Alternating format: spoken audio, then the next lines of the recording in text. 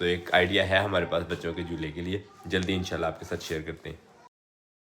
बिस्मिल्लाहिर्रहमानिर्रहीम, अस्सलाम वालेकुम जवानों, खुशामदीद कहते हैं आपको अपने आज के व्लॉग में। अल्हम्दुलिल्लाह रमज़ान का महीना, रहमतों का महीना चल रहा है और हम अल्हम्दुलिल्लाह अपने फार्म हाउस पे हैं।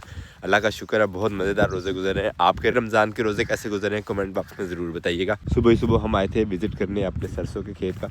माशाल्लाह सरसों के खेत में फूल के बाद अब फलियाँ और बीज बनना शुरू हो गए हैं और इंशाल्लाह इस दफ़ा प्रोग्राम ये है कि इन फलियों को इसी तरह बीज तक जो है वो पकाते हैं और इनसे हासिल करते हैं इंशाल्लाह सरसों का बीज, और फिर इंशाल्लाह उससे बनवाएंगे सरसों का तेल, जो कि पकाने के लिए घी और दूसरे ट्रेडिशनल ऑयल्स के मुकाबले में बहुत ज़्यादा मुफीद और मौसर होता है। इरादा तो है, बाकी देखते हैं कहाँ तक हम अपने इस इरादे में कामयाब होते हैं। तकरीबन 1 बीघा हमने सरसों का बीज लगाया था, जिसमें से 1 आध कनाल गई है, बाकी की सरसों जो है वो हमारे पास यहाँ पे लगी हुई। जहाँ अब तक इंतज़ार किया इसका, वहाँ थोड़ा और इंतज़ार कर लेते हैं इसके पकने तक का।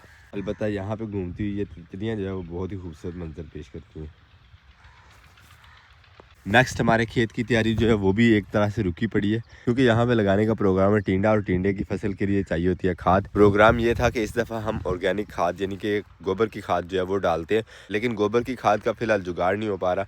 देखते हैं क्या बनता है। जो उनके पास है वो रेट इतना हाई सुना रहे हैं कि उससे ज़्यादा बेहतर लग रहा है कि बंदा केमिकल फर्टिलाइज़र्स ही इस्तेमाल कर ले। मेरा तो प्रोग्राम ये है कि केमिकल फर्टिलाइज़र्स की तरफ ही चलते हैं। थोड़ी महंगी पड़ेगी, लेकिन ये कि सारे खेत में मौसर जो है वो असर तो होगा ना उसका, क्योंकि खाद गोबर की जो है उसको खेत के अंदर फैलाना काफ़ी लेंथी काम होता है और हमारे पास टाइम जो है शॉर्ट है नेक्स्ट फसल के लिए।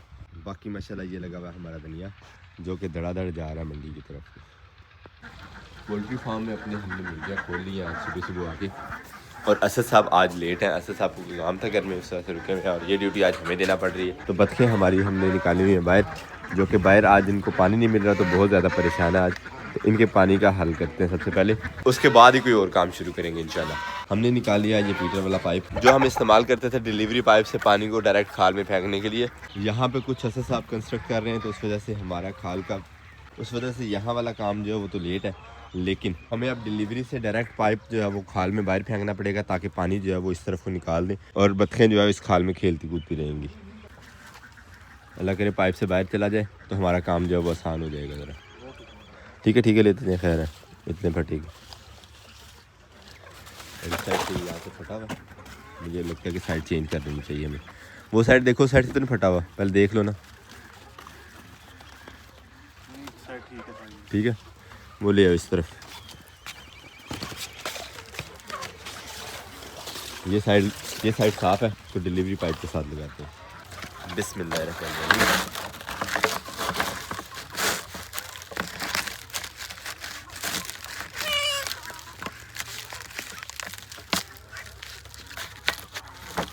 पॉलीथीन का ये पाइप जो है ये 4 इंच वाले डायमीटर के लिए, लेकिन हमारे पास डिलीवरी पाइप 3 इंच का है, तो इस पर भी चलाएंगे इसी तरह।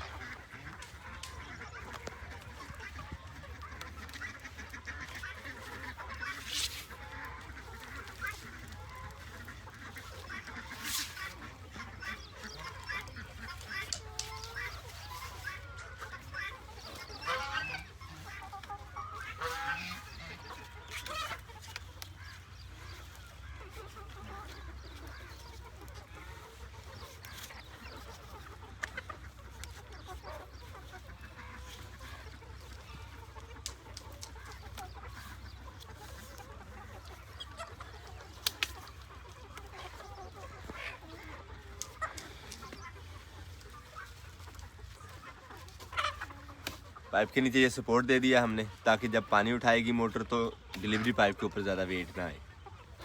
डिलीवरी पाइप के साथ पाइप बांधने के बाद हमने ये रास्ता बना लिया, बीच में 1-2 सपोर्ट्स लगा लिए ताकि पाइप जो है वो डायरेक्ट नीचे ना जाए और बीच में जो रुकावट बननी है पानी के बाहर निकलने की वो कम से कम हो। बल्कि देखते हैं कितनी कामयाब होती है। हमने तो अपना आइडिया लड़ाया ही है। चल के अब कमरे में मोटर चला लेते हैं। मोटर चला दिया हमने, अब देखते हैं अल्लाह करे पानी उठा ले, क्योंकि काफ़ी दिन बाद चल रही है तो अक्सर पानी जो है वो लेट उठाती है जब ज़्यादा गैप मिल जाए ऐसे चलने में। तो अभी तक वैसे सूरत हाल नहीं नज़र आ रही पानी उठाने की, जितनी देर में उठा लेती है नॉर्मली वो आए। माशाल्लाह आ गया। अल्हम्दुलिल्लाह मोटर हमारे ने पानी उठा लिया और वो कामयाबी नहीं मिली हमें जो हम चाह रहे थे। और ये माशाल्लाह पैप जो वापस भी आ रहे हैं। अच्छा तो रखना ही हाथ, पैप दे के हाथ रखना, पानी उधर ना जाए वापस।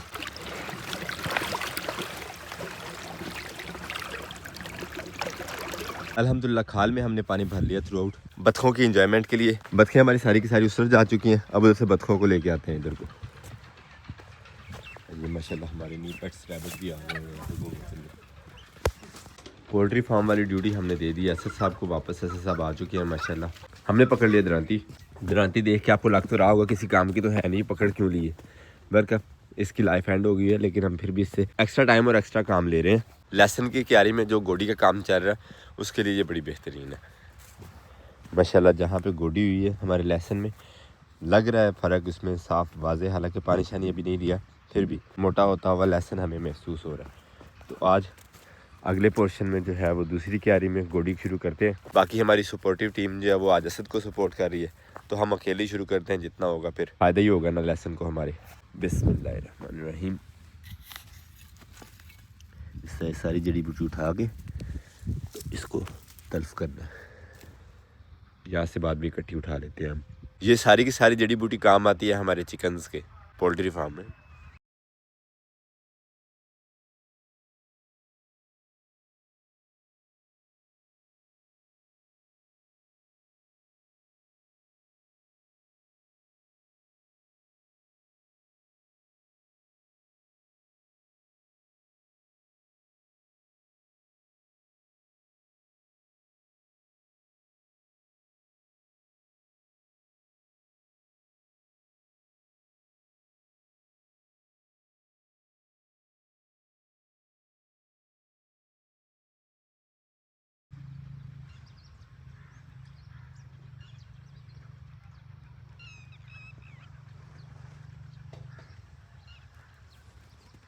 लेसन में गोडी का काम करते करते तकरीबन चौथा हिस्सा हमने इस पार्टीशन का कर लिया है, लेकिन काम ये बहुत टफ है और बिल्कुल मुश्किल हो रहा है आज करने में। हम अकेले हैं इस वजह से अब करना तो है ही है इसको जैसे भी हो।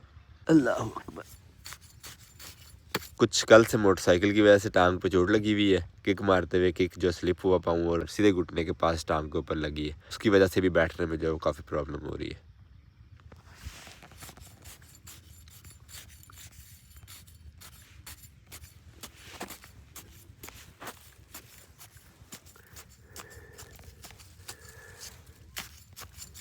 सामने वाली पार्टीशन जो है हमने कल कर ली थी और इस पार्टीशन को आज मैंने जब शुरू किया था तो प्रोग्राम यही था इस पॉइंट तक जो है वो इंशाल्लाह कर लेंगे। तो अल्हम्दुलिल्लाह इस पॉइंट से लेके शुरू करके हमने सारी गोडी यहाँ तक कर ली है।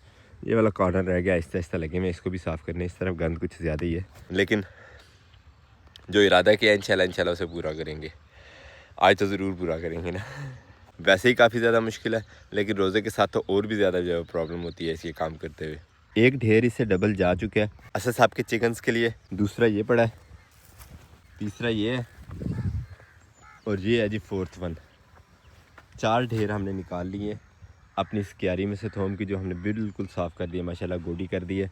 और हाथों की ये सिचुएशन है, ये नहीं ये देखें, क्योंकि इस हाथ में तो खुरपा पकड़ा हुआ था ना, ये तो गंदा नहीं होना था। जिस हाथ से घास पकड़ रहे थे उसी को मिट्टी लगनी थी, वही गंदा होना था।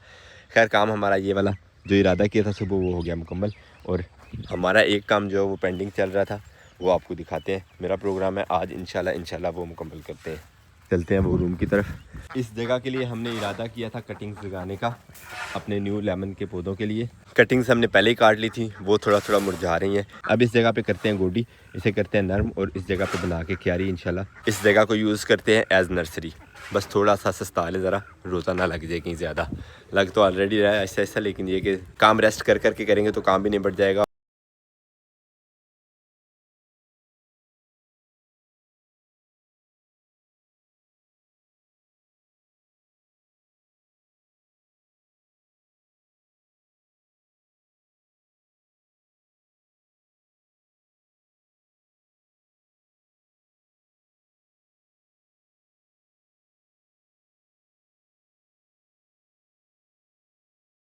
कुछ देर रेस्ट कर लिया हमने, फ्रेश हो गए एक दफ़ा।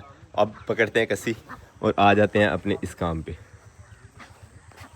ये जल्दी जल्दी गोडी कर लेते हैं, थोड़ी सी जगह भर कर, देखने में थोड़ी है, जब कसी पकड़ी ना तो फिर बहुत ज़्यादा लगनी है ये। और रेस्ट के साथ साथ इंजॉयमेंट भी थी हमारी। खरगोश पकड़ने की जो दौड़ थी सारी हमारी टीम की यहाँ पे, वो आपने देखी। मैंने तो बहुत इंजॉय की, आपने भी ज़रूर इंजॉय की होगी, इसलिए मैंने हाइपर लैप में लगाई थी ताकि जल्दी जल्दी आप देख लें। अब ये गोडी शुरू करते हैं। बिस्मिल्लाहिर्रहमानिर्रहीम।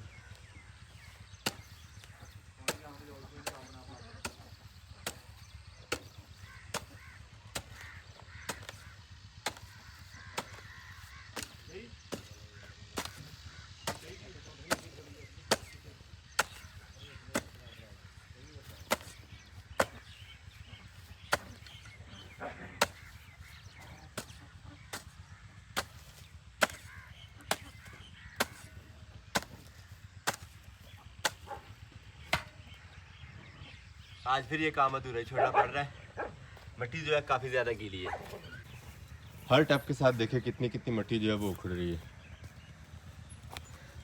सारी की सारी फिर से घुसी हुई धनिया में।